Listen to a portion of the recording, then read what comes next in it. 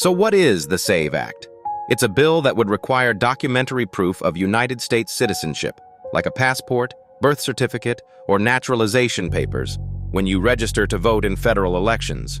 Supporters say it's simple. Only citizens should vote. And honestly, most Americans agree with that. But here's the question nobody can dodge.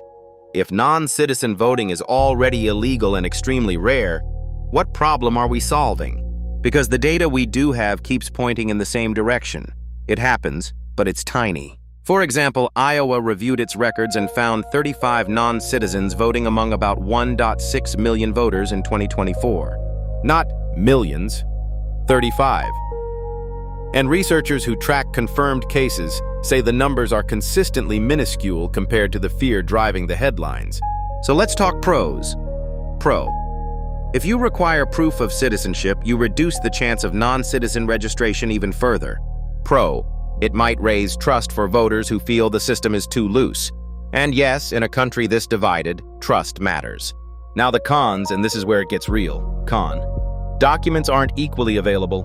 What about someone whose birth certificate was lost in a hurricane decades ago? What about married or divorced people whose names don't match the paperwork? Even supporters admit this is an implementation nightmare, which is why some versions talk about special provisions. And here's the punchline. We already have identity systems.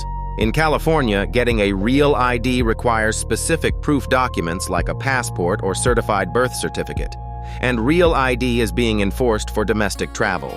So a lot of people hear this and ask, why would I need more than what the government already approved as real? Then there's timing.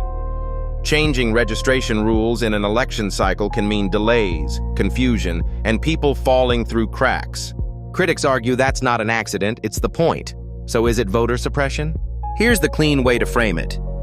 Even if the intention is security, the effect can still be suppression if it blocks eligible voters who lack documents. And we've seen real-world examples where proof of citizenship rules led to citizens getting stuck in bureaucratic limbo. Now ask yourself this.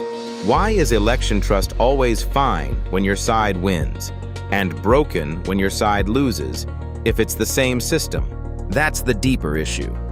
The SAVE Act debate isn't only about citizenship. It's about confidence, power, and who gets to set the rules.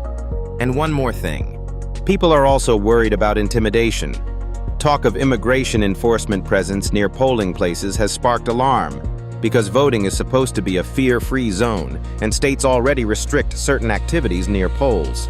So the final question is simple. Are we protecting the vote or shrinking it? Because a democracy doesn't just depend on security. It depends on access, trust, and the courage to deal in facts instead of fear.